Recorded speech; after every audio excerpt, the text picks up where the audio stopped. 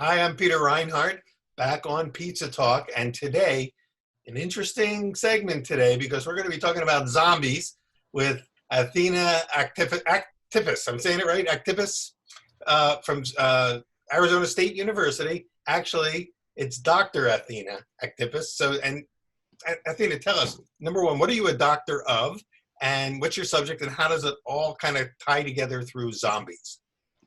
Well, thank you so much for having me on the show. It is a pleasure to be here. I am a doctor of psychology. My PhD is in psychology. So I'm not a clinical psychologist. I do research on human behavior. And in fact, even though my PhD is in psychology, I do really interdisciplinary work, essentially applying evolution to understanding behavior and how systems work.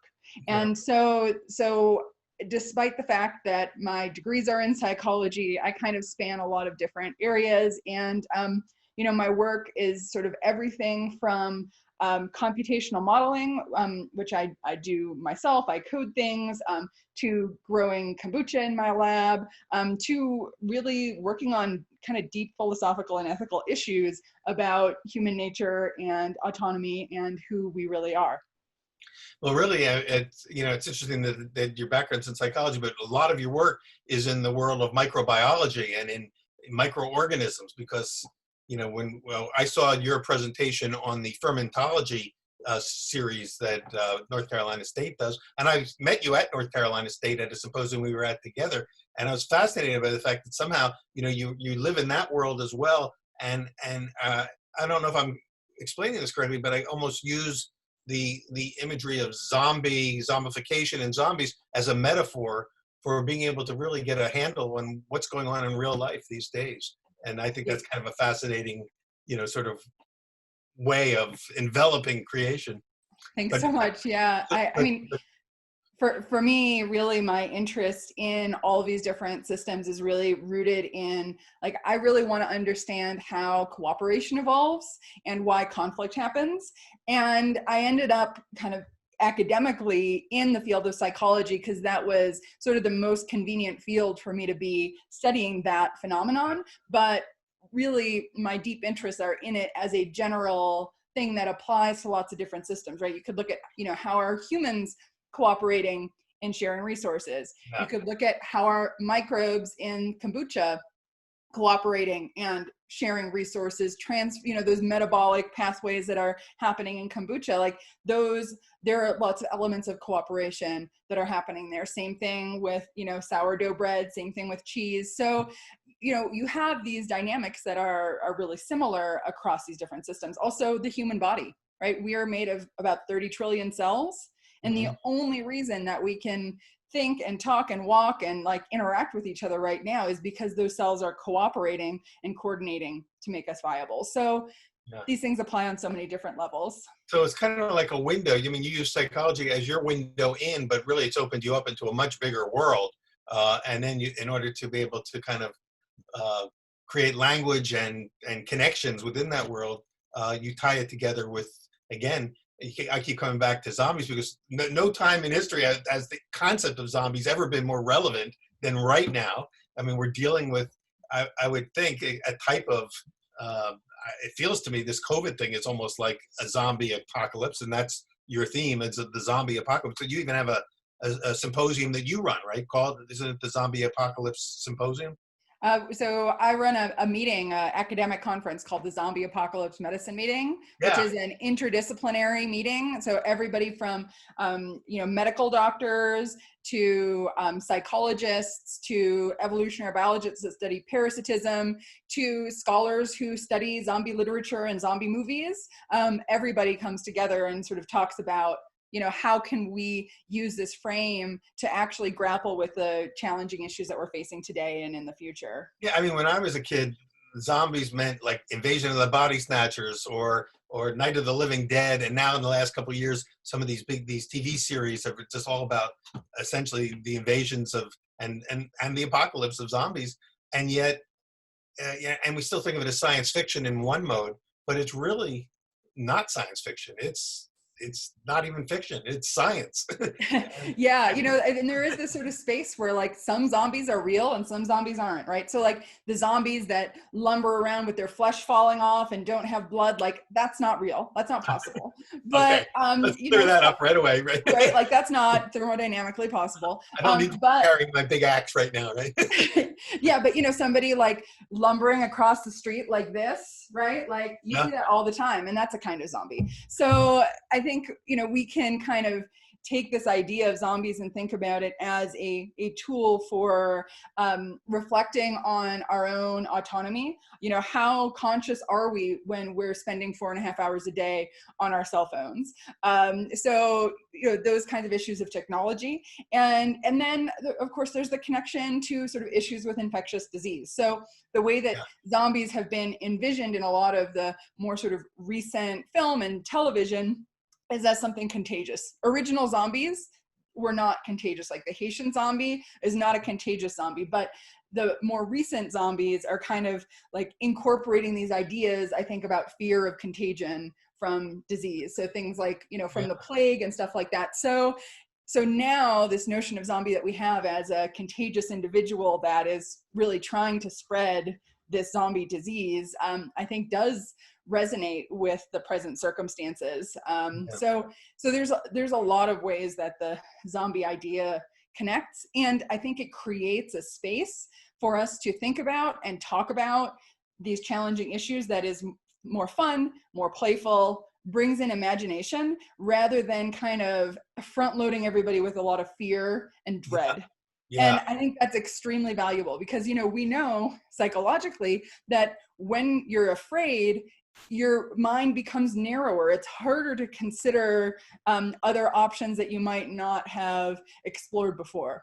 So I know zombies help expand our minds, ironically. they help give an image for explaining, you know, behavior and things. But and I know you've got some things to show us in a little bit. I want to get to some of your things like your kombucha starters and you know, because this ties into a lot of our viewers are pizza makers or artisan bakers and you know, people that in the culinary side of the world. And this ties into it because fermentation kind of again connects with the idea of organisms kind of taking over and doing some things. So you've got some starters. So you even got a pizza dough made with a kombucha starter that we'll look at in a few minutes. So I want to come back to that. And those of you who are watching, please hang in there because I want you to see some of these things that Athena's been growing in her home. But before we My do, mad science yes, lab. and the imagination kind of has like exploded with this. So, but before we do, just to lay a baseline, could you define really what you mean by zombie? What is zombie and zombification, you know, in this more academic sense? Yeah, so I think about a zombie as an entity whose physiology or behavior is under the full or partial control of another entity that is not genetically the same. And so it's kind of a technical way of looking at it. But say, you know, say somebody put some electrodes in my brain and stimulated them and it made my arm go up like this, that would be definition of zombification. Say you have an ant that is taken over by a cordyceps fungus to climb up to a place where it wouldn't otherwise go and then have the cordyceps fungus explode all over and infect other ants. That ant was zombified because it's getting taken over by something that is not genetically the same as. Well, let me ask you around that, like about a couple hundred years ago, there was an ergot infestation of the rye berries that caused people to become essentially insane and hallucinate things. Is that a type of zombification? Certainly, yeah. And you know, sometimes zombification is intentional and sometimes it's not.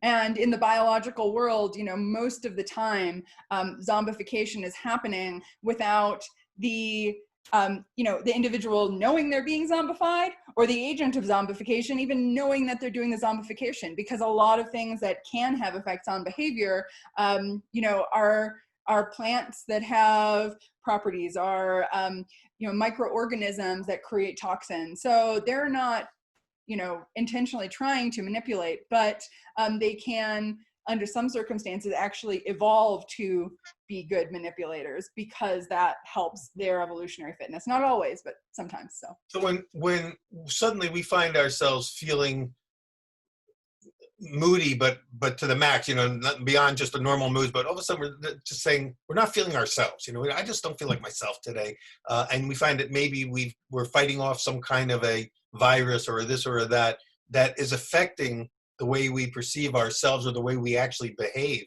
Is that another example of zombification? Yeah, I would say that's probably a minor level of zombification. If on the other hand you were infected with rabies, right, and it was causing you to foam at the mouth Yeah, and try to bite, like that would be a much more intense form of zombification. yeah, But that makes more sense. Yeah. yeah, but the microbes that live in and on us, they have access to our brains through our guts. So our guts have nerves inside them that are directly connected to our brains, and also microbes in our guts can produce all sorts of compounds that are actually able to interact with our nervous system. So they can produce human neurotransmitters, and they can produce mimics of human neurotransmitters and hormones. So they are producing the same things that our body produces to control itself. So they have access, and there's some evidence that certain microbes do affect human behavior. So some microbes tend to actually increase people's stress responses. Some make people more resilient to stress. In fact, I can show you. I've got my yogurt here. So I make yogurt. I made this a few days ago. Yogurt has lactobacillus in it, and most sort of fermentations that are based on milk have lactobacillus in them. And lactobacillus actually will create sort of a greater resilience to stress. So it's been shown to reduce the intensity of stress response in mouse models, and in some experiments, or not, I think there were controlled trials with humans, they had some effects as well. So lactobacillus is, maybe we could either think of it as an anti-zombification agent if it helps you not get as stressed out by things, or I don't know, maybe it's benefiting somehow from Yeah. Yeah. making us relax. So, but I have it all the time. I love mine. It's like garlic, right? Garlic and the vampires. Garlic is a very potent antimicrobial, so it's Yeah. not totally out there that you might want to use garlic to keep away the undead. So yeah, exactly. So like this, or like a wolfman, the wolfman mythology, that's a type of zombification. It sounds like we've been taken over by something external to ourselves that causes us to actually change and be something different than what we perceive ourselves to be. Yeah. Now, so I've got one more area I want to explore with you in this segment before we take a break and look at some of your well, especially your kombucha, and talk about some of the things you can do with fermentation. Is I've become fascinated recently with the whole notion of the merging of artificial intelligence and human intelligence. And as soon as I start thinking about it, I start immediately thinking about, again, in terms of now zombification, because it seems as if, and things are suddenly fast tracked from sort of, again, AI being a Tom Cruise movie or something in the future that, and we see it coming in 50 years from now, we'll have to deal with it, to something that's right on top of us now. And there seems to be a merger of the human species and the artificial intelligence species, if we could call it that, and something totally new and different is coming out of that. Does this jive with some of the things that you've been talking about at your gatherings and stuff? Yeah, well, so my take on this is that the critical issue is really what we call memes. Now, I'm not talking about just internet memes, like the pictures with words that my kids are, sharing with their friends, but memes in this technical sense that Richard Dawkins defined them as essentially these units of cultural information that can be transmitted from brain to brain. And so when Dawkins came up with this idea, and I published it in the 70s, this was before the internet was really a thing. So when he was thinking of memes, right, it was these units of cultural information that I might say it to you, you might like it, you might spread it. Maybe it's written down and and it's spread that way. The printing press was huge for memes, right, because these culturally transmitted ideas could get into people's brains. But now we have a situation where these ideas, any pieces of cultural information can spread really quickly. Now, there are a lot of good things about that, right? Because having more knowledge, being able to share ideas, is really what a lot of what human civilization is based on. But memes have their own fitness function. Let me explain what I mean by that. Oh.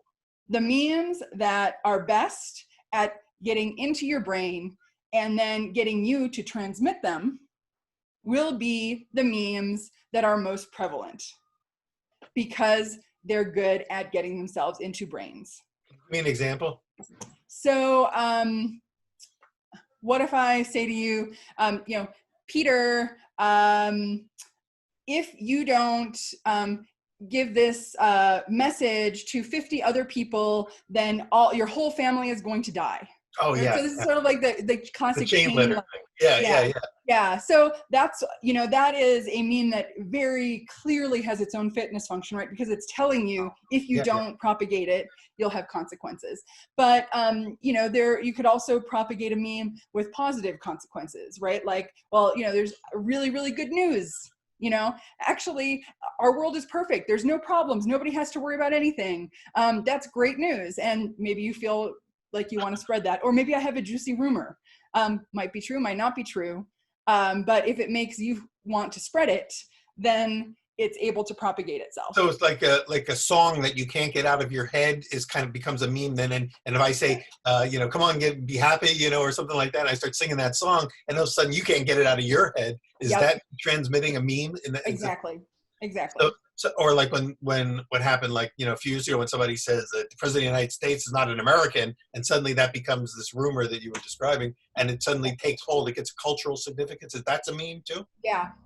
And so now, because of the speed at which these memes can be spread, and then we also, there's another level that's been introduced, which relates to this AI issue, which is all these algorithms, social media, they are also looking for the memes that have that get people's attention the most. Sometimes the memes that make people angry or activate them in other ways, because those keep people engaged on the platforms.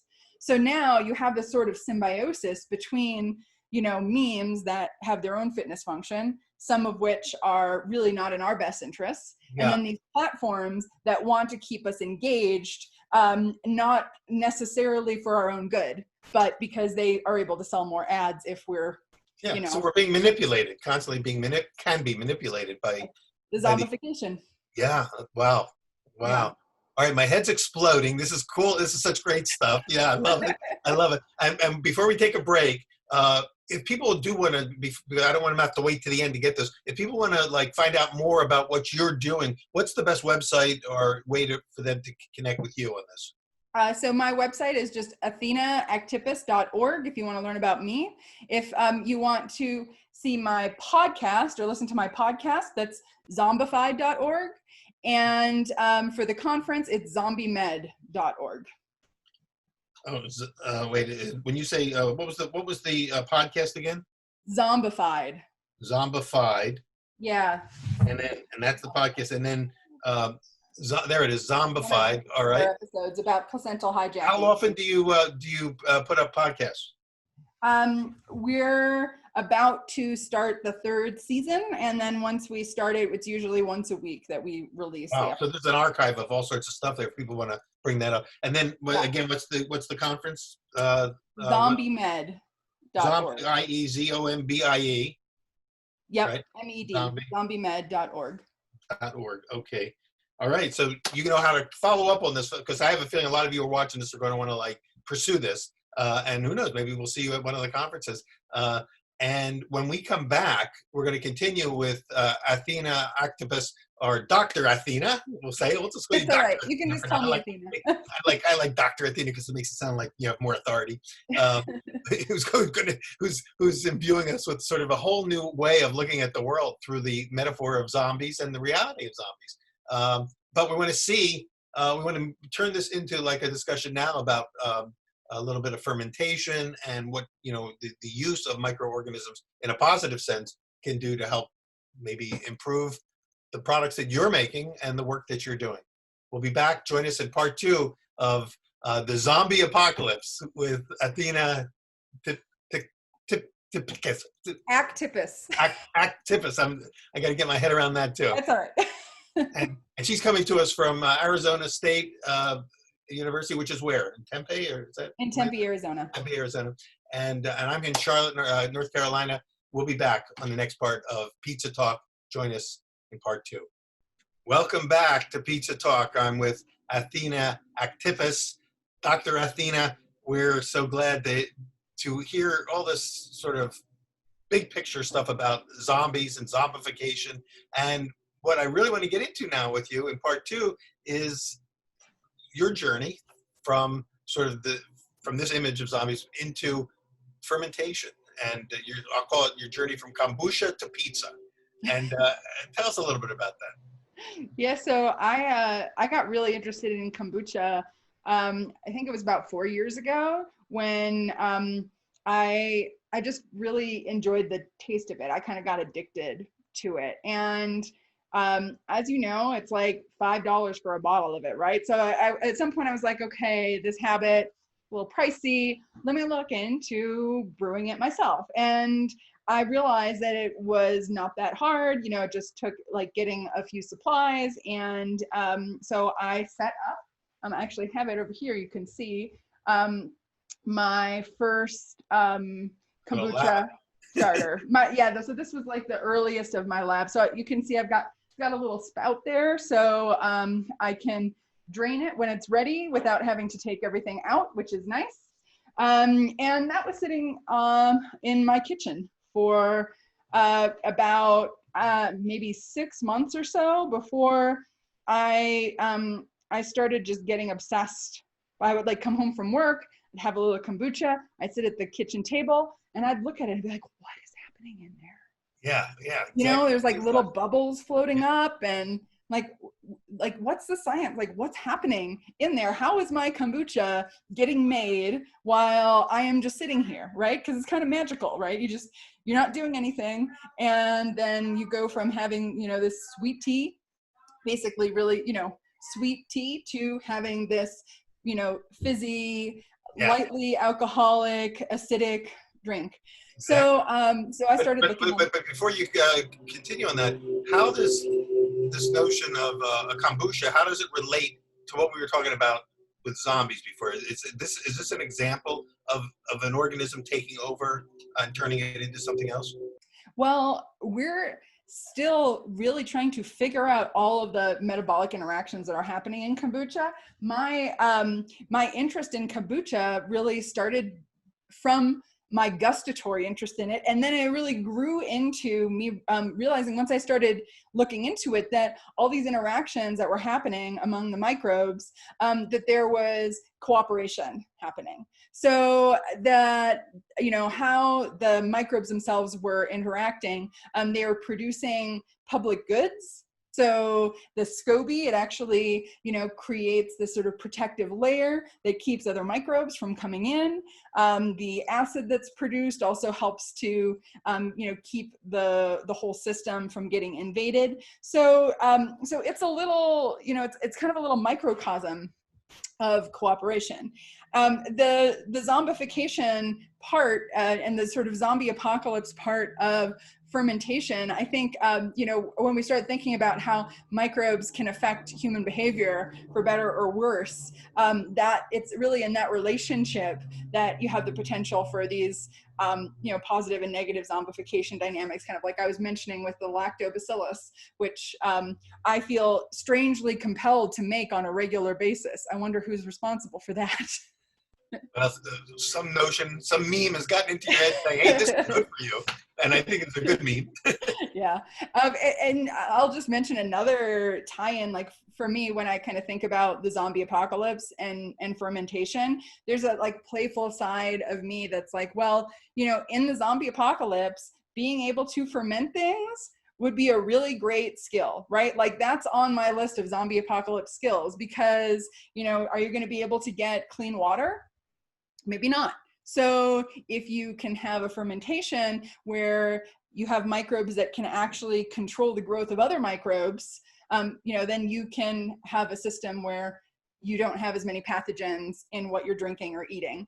And that is, one of the oldest solutions to, food preservation and food safety that humans have invented, right? Fermentation is a very ancient practice. So you called it earlier, so like sort of an anti-zombification, so protection against being zombified by or taken over by something in a negative sense. Yeah.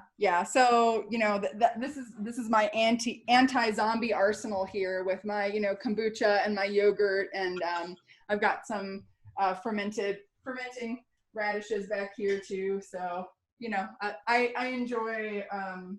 So those are radishes that you're fermenting in kombucha, or did you just do them like almost like a kimchi type thing? How did you make that fermented?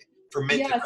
So I did it in a fairly classic way, but I did add a little kombucha, and actually with a lot of my fermentations, I start them with kombucha, but then I propagate them on their own. So like I propagated that radish juice, I guess, or the fermentation juice from a previous radish fermentation. But it was originally starter, like one batch becomes the starter for the next batch. Yeah. But I've started everything pretty much with kombucha.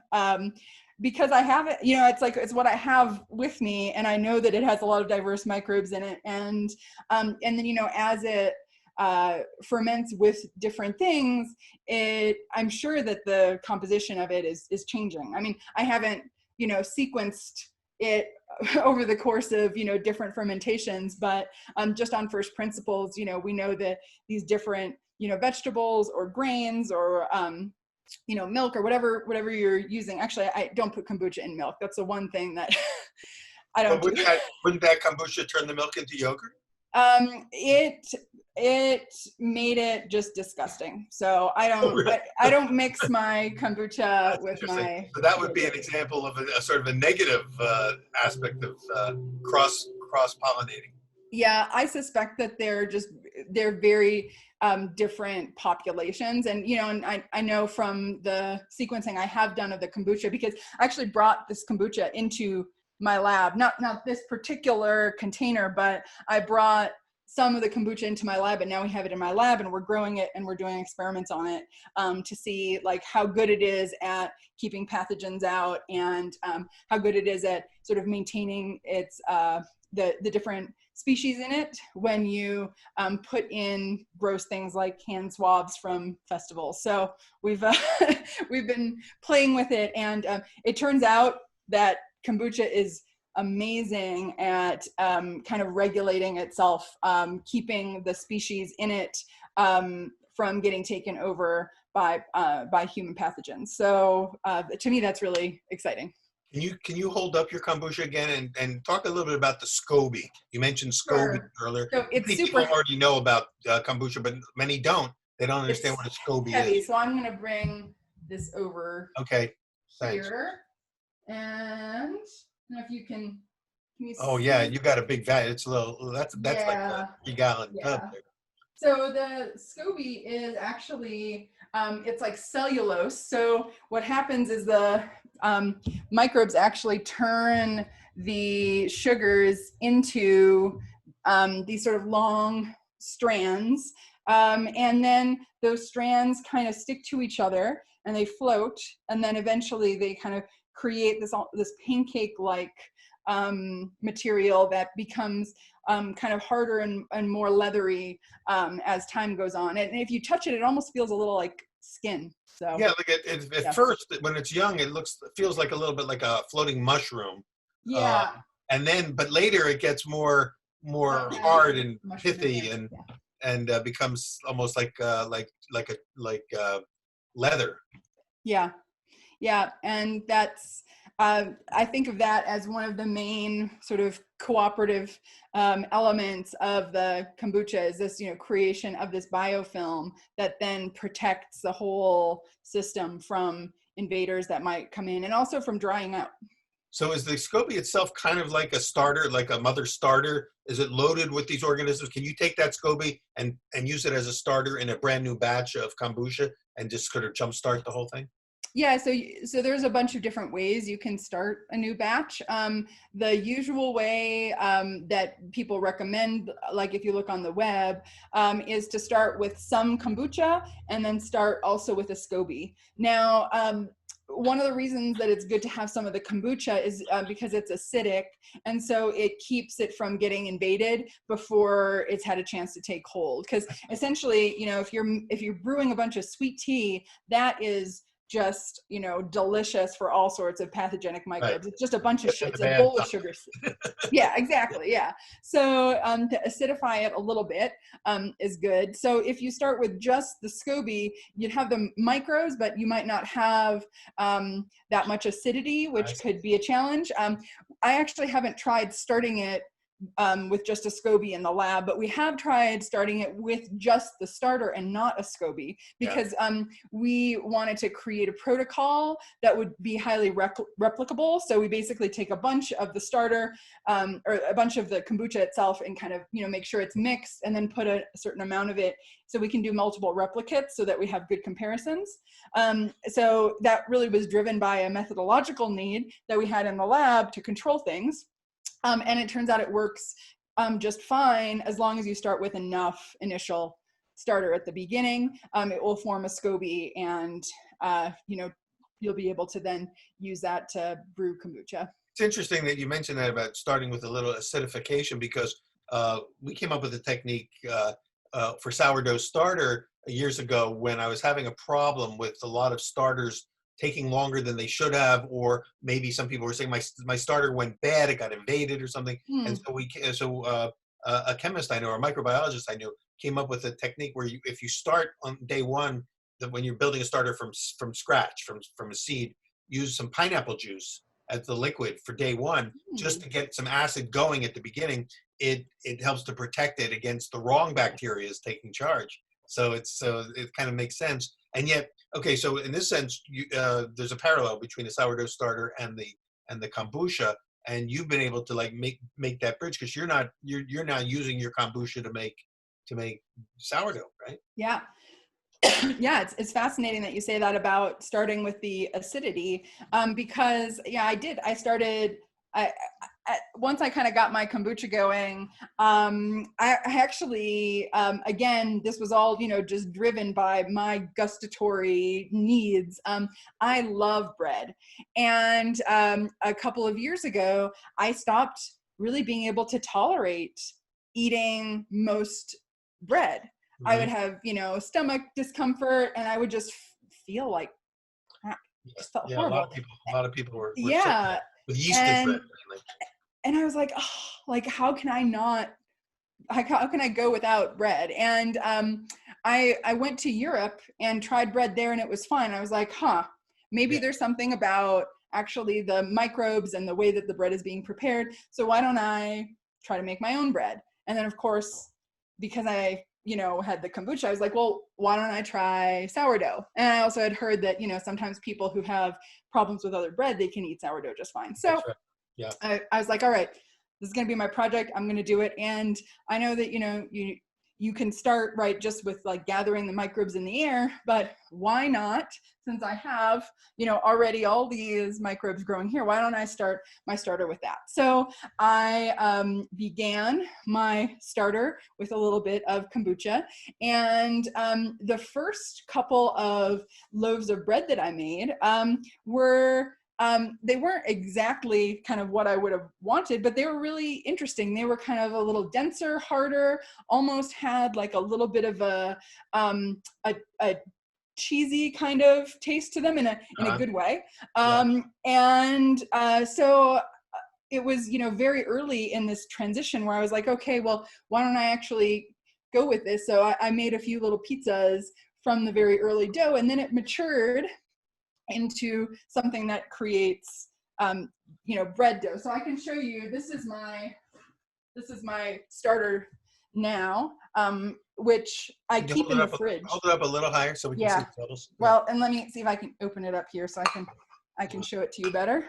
Oh, no. Okay. Yeah, there you go. Okay. Yeah. So it's kind of a wet, spongy starter.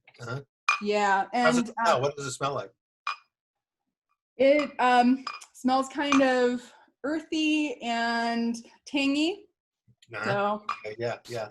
yeah, This is a starter that was started with kombucha, but then as you continued to use it, did you always feed it with kombucha, or did you use just water and flour after? no, I just use water and flour after. So it was just kind of originated with kombucha. And I kind of have a unique way of taking care of it, which you might want to call benign neglect. So when I feed it, I put it in the fridge right away, because when you put it in the fridge, the metabolism slows down. So that means I don't have to feed it every day. Right, So right. I keep it in the fridge, and then, if I'm not making bread every week, then I'll, feed it at least once a week. But I basically just, keep it in the fridge, and that keeps it from kind of expending itself too quickly, because it's But it slow down. develops enough yeast to be able to leaven your bread? Yeah, here I've got a loaf I made yesterday, and it's not the fluffiest loaf, because I let the bread go in the fridge. So the other thing that I do is I make 2 loaves at a time. So I'll usually have one loaf that's a little, fresher and usually fluffier. So Yeah. the first one was about up to here, and then Yeah. I'll keep the rest of the dough in the fridge. And then I'll usually get a, not as fluffy one, but I don't mind it that much. And then Yeah. I can have fresh bread. And most Twice a week. importantly, you can digest it and tolerate it. It doesn't make you sick. Exactly. Yeah. And that's kind of the big thing. And this is why I think we're seeing more and more interest in sourdough across the board. Yeah. We always say at my bread symposium every year, we say the future of bread lies in its past, meaning the original way that it was made with natural starters as opposed to commercial yeast is really where we're headed. Yeah. And I think that you're onto it, and you came in through a whole different window through kombucha, but it's kind of interesting because you used your kombucha as the seed culture to get the starter going. Yeah. And then after that, it sort of takes care of itself. Yeah. Yeah. And then for making pizza dough, I do use kombucha sort of fresh, and it's nice because it's almost like a quick shortcut to having a leavened sourdough. You don't have to keep a starter on hand. If you have kombucha, you can just use that. And so I have here dough that I made last night. I'll show you. Oh, wow. So you made that with just kombucha? No, you didn't use starter or anything in that? I didn't use any starter. And Wow. let me see if I can set this up so I can actually show you what it's like. Okay. Let me get my here. So yeah, I just substituted kombucha for half of the water. Oh, now you're just seeing my screen. Let me get. I'll get it up in my hand so I can show you. So this is. Yeah, there you go. This is the dough. I've got olive oil on it, and I'm not going to handle it too much because I don't want it to be totally, lose all its elasticity from making. Right. But you made the dough just yesterday, and it will be usable for pizza tonight? It can be. I've used it after 2 hours. And it's wow. And just with kombucha, there's enough leavening in the kombucha to give you that gassy puff. Well, so it depends what you're going for. So I like my pizza crust to be a little thinner and a little denser. So for me, making it on the first day, it suits my tastes. You'll get a little bit of rise, but it's not super puffy. But if on the second day, like when I make this tonight, it'll probably get a little bit more rise. So, and it's really about kind of how do you like to eat your pizza. So I think it's fascinating that there's enough activity, enzyme or bacterial activity in your pizza dough that even without a lot of fermentation, it's still digestible and tolerable to your system, which is sensitive to regular bread. Yeah, and I think the other thing is by adding half of the kombucha, you're not just adding some microbes, but you're also adding all of these microbial byproducts that are active, right? So the enzymes and everything that are in there are probably really quickly doing a bunch of work on the grain. That's my guess. I'm speculating here, but yeah. I think that's part of what's going on. We could spend a long time, I think, and get a few other people in who can tell us sort of biologically what's going on in there, because we know that at NC State they're analyzing, your starter and other people's starters to see which organisms are at work and which are the ones that create flavor, and what kind of flavors do they create, which are the ones that create carbon dioxide and gas and everything else. I mean, it's a fathomless subject. It's a fascinating subject, and I think is another reason why sourdough fermentation is becoming a big thing. It's better, Yeah. we're saying it's better for us, but it's also in terms of memes, it's an idea that gets in our head, and we can't kind of get that song out of our head once we taste it and play with it, which seems like it happened to you. You've been taken over by your kombucha and your starters, which well, it hasn't just gotten in my head; it's gotten in my gut. So yeah, in your gut, and they're even finding that a sourdough starter can be made by the exact same method by two different people, but their hands affect the flavors and the way it ferments too, because it's in our hands, it's everywhere. And well, this is fascinating. We could talk about this for hours and hours, but we've run out of time. And Athena, I really appreciate you sharing your story, your journey, the fact that people who want to sort of stay tuned to you should get your podcast, which is Zombified, right? Zombified is the podcast, and then zombiemed.org for finding out more about the gatherings, or would you call it a symposium or a so it's an academic conference, but we're holding it all online this year, so it's super easy to join. It'll be October 15th through 18th, and a lot of it will be live streamed in an interactive way, and then we'll have some other really fun workshops and things, so definitely check it out. All right. Well, for those of you who are kind of opening up to going beyond the movie version of zombies to zombies in the bigger universal sense here, welcome to the zombie apocalypse with Athena, Aktipis. Thank you so much for being with us today on Pizza Talk and for opening our heads to all this. We'd love to get you back again. Maybe I'm planning to attend the conference when you have it, and hopefully we'll be able to virtually interact with some of the other attendees when we do it. Wonderful. Yeah. Well, it's been awesome to be on the show. Thanks for having me, and I can't wait to see you at ZAM. We'll try to put together a whole session about fermentation and the zombie apocalypse. Yeah, and when I get to Arizona, I want to try some of your pizza dough, your kombucha pizza dough. So it's lots of good ideas for those of you who are watching. You can use that kombucha in a whole new way now, and you can actually create doughs and starters and see how the flavor profiles, are different from the ones made in your more traditional sense. So it wouldn't surprise me to see a kombucha pizzeria open up at some point. Maybe we'll get you one of those little mobile pizza ovens and have you go out there making pizza for everybody when we can gather in person again. In fact, when we do gather in person, since you're in Arizona, we can definitely get somebody to come in with a pizza truck and make pizza with your pizza dough. Awesome. Cool. All right, Athena, thanks again for being here with me today, and all of you who are watching, thanks for joining us on Pizza Talk. We'll see you on the next episodes right here at pizzaquest.com. Thanks.